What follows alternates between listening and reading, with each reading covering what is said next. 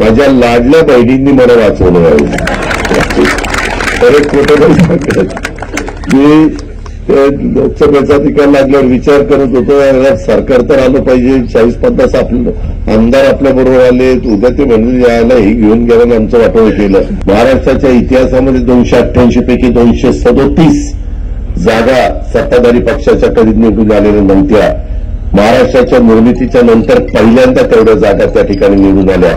त्याच्यावर 5 वर्ष आपल्या सरकारला कुठला काही धक्का लागायचं कारण नाही. लोकसभेला मला 800 मतं कमी होती आणि आता विधानसभेला मला तिथं 1,500 मतं जास्त आहेत. म्हणजे 5 महिन्यात काय बदल झाला कुणाला माहिती. बारामतीकरांच्या सारखा मतदार देशात सापडणार नाही. जवाहर बागेमध्ये मधी दत्ताचं मंदिर होतं. मला नाईलाजास्तव काढायला लागलं. मी नास्तिक नाही लक्षात ठेवा. पंचक्रोशीतील जमलेले सगळे प्रतिष्ठित नागरिक, आमच्या शासनाचा विविध खात्याचा उपस्थित असणारा अधिकारी वर्ग, प्रांत, चीफ ऑफिसर, सगळेच अधिकारी वर्ग, जमलेल्या बंधू भगिनींनो, माझ्या तरुण मित्रांनो, खरं तर तुम्हाला असं वाटलं असेल की आज इतक्या लवकर कार्यक्रम का घेतला. काल मी बारामतीला तुम्ही जे प्रचंड मताधिक्याने मला महाराष्ट्राच्या विधानसभेमध्ये 8व्यांदा पाठवलं, त्याबद्दल बारामतीकरांचे आभार मानण्याच्या करता मी काल तारीख दिलेली होती. परंतु मुख्यमंत्र्यांनी काल मंत्रिमंडळाचा राहिलेला विस्तार करायचं ठरवलेलं होतं आणि काही अचानक कारणांनी तो कालचा कार्यक्रम आज केलेला आहे. त्यामुळे सकाळी सकाळी कार्यक्रम घ्यावा लागलेला आहे. ही जी नोंद कृपा करून आपण सगळ्यांनी घ्यावी. आज दुपारी 4 वाजता राहिलेल्या महाराष्ट्राच्या विधानसभेच्या मंत्रिमंडळाचा शपथविधी होणार आहे आणि उद्यापासून 1 आठवड्याचं अधिवेशन दरवर्षीच्या प्रथेप्रमाणे नागपूरला हिवाळी अधिवेशन भरत असतं ते होणार आहे. सध्या हिवाळी अधिवेशन पार्लमेंटचं, राज्यसभा, लोकसभेचं पण चाललेलं आहे. आज बारामती बदलतीये. तुम्ही सगळ्यांनी, महाराष्ट्रातल्या जनतेने देखील दुसऱ्यांदा महायुतीचं सरकार आणण्याच्याकरता प्रचंड मोठ्या प्रमाणावर मतदान केलं, आम्हाला निवडून दिलं. विरोधक आता रवीचा डाव खेळतायत, ईव्हीएम मशीनबद्दल तक्रार करतायत. लोकसभेच्या निवडणुकीच्या निमित्तानं आमच्या महायुतीच्या 11 जागा 17 जागा निवडून आल्या आणि 31 जागा आघाडीच्या निवडून आल्या. त्यावेळेस आम्ही मान्य केलं. आता बारामतीतच बोलायचं म्हटलं तर बारामतीमध्ये 386 बूथ आहेत. त्या 386 बूथमध्ये आपल्याला लोकसभेला मी उमेदवार जो दिलेला होता त्याला 4 बूथमध्ये फक्त पुढे होतं. 384 बूथमध्ये ते मागे होते आणि आता मी 4 बूथमध्ये मागे येते, एकात 5 मतांनी, एकात 7 मतांनी, एकात काहीतरी असंच थोड्याफार मतांनी, आणि 384 बूथमध्ये पुढे आहे. त्याच्यामध्ये अर्थात सगळं योगदान बारामतीकरांचं मी ते आयुष्यभर विसरू शकत नाही. पण त्याच्यावर कधी आल्यानंतर पुन्हा तुम्ही 1 लाखाच्या पेक्षा जास्त मताधिक्याने विजय मला केलं. मी 22 तारखेला तुमचे आभार मानण्याच्या करता अधिवेशन संपल्यानंतर संध्याकाळी येणार आहे. त्यावेळेस मी मला जे काही विस्तृतपणे बोलायचं मी ते त्या ठिकाणी बोलीनच. परंतु बारामतीकरांच्या सारखा मतदार देशात सापडणार नाही. कारण मला आत्ताच एक जण सांगत होता, तुम्ही बहुतेक जण राहता तिथं लोकसभेला मला 800 मतं कमी होती आणि आता विधानसभेला मला तिथं 1,500 मतं जास्त आहेत. म्हणजे 5 महिन्यात काय बदल झाला कुणाला माहिती. 800 मतांनी मायनस असलेला भाग 1,500 मतांनी प्लसनी जातो. अर्थात तुम्ही मतदार राजा आहेत, त्याच्याबद्दल मला काही बोलण्याचा अधिकार नाही. तो तुमचा हक्क आहे, तो तुमचा अधिकार आहे.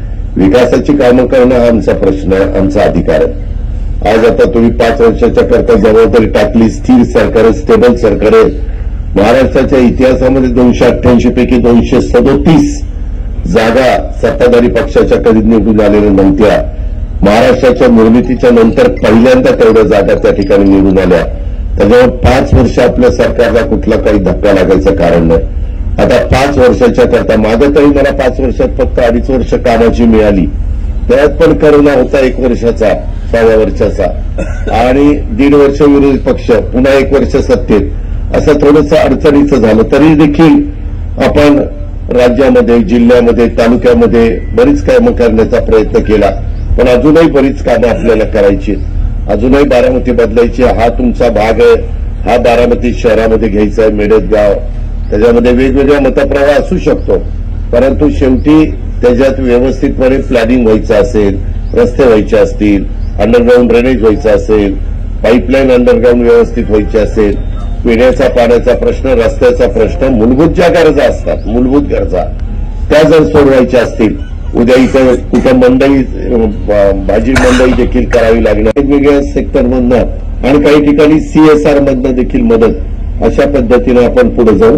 त्याच्यामध्ये या सरकारचा नेहमीच सर्वांसाठी घरं या ध्येयावर भर राहिलेला आहे. मुख्यमंत्री आवास योजना असेल, पंतप्रधान आवास योजना असेल, तसेच सहकारी संस्थांना मदत करण्याच्या करता अनेक योजनांच्या मध्ये आम्ही प्रत्येक नागरिकाला हक्काचं घर देण्याच्यासाठी त्या ठिकाणी प्रयत्नशील आहे.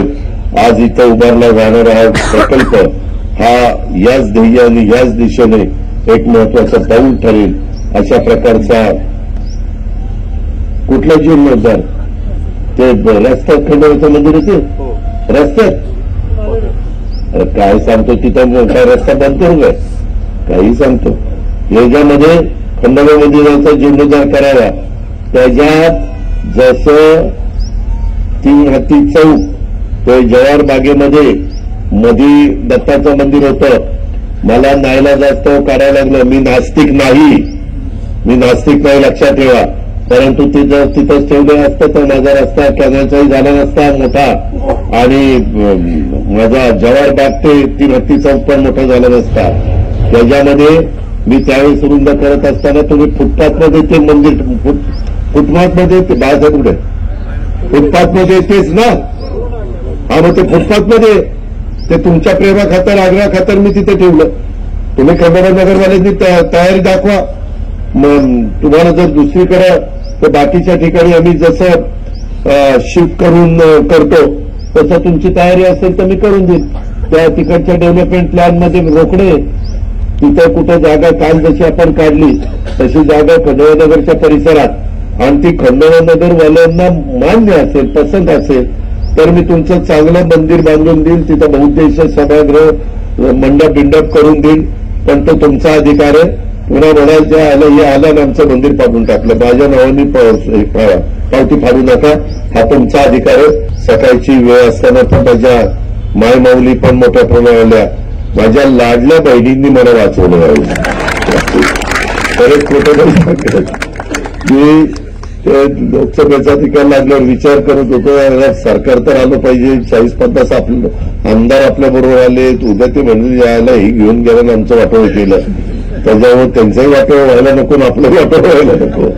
त्याच्याकरता आम्ही तो विचार करत होतो. परंतु चांगल्या चांगल्या लाभाच्या योजना आणि गरिबाकरता देण्याचा आम्ही प्रयत्न केला. त्याचं आमच्या बहिणींनी स्वागत चांगलं केलं, आणि मग बहिणींनी आमच्या मेवण्यांचंही ऐकलं नाही. आज जाऊन कुठं बटणं दाबायची तिथं दाबली, आमच्या मेवण्यांनी बटणं ती जरा दुसरीकडेच दाबली, पण इकडनं बटणं जोरात दाबल्यामुळं आम्ही सगळे चांगल्या मताधिक्यांनी निवडून आलो. काही ठिकाणी काही तिथल्या स्थानिक प्रश्नामुळं 19-20 झालं, पण एकंदरीत उलट आमची जबाबदारी आता वाढलेली आहे की आता कुठलंच कारण मतदारांनी ठेवलं नाही की बाबा इथं आम्ही कमी पडलो म्हणून आमचं काम होत नाही. उलट तुम्ही 100% यशस्वी झाला. आता आमची जबाबदारी आहे की 5 वर्ष तुम्ही टाकलेला जो मतांचा बोजा आहे, मतांचा भार आहे, तो भार कसा आपल्याला हलका करता येईल.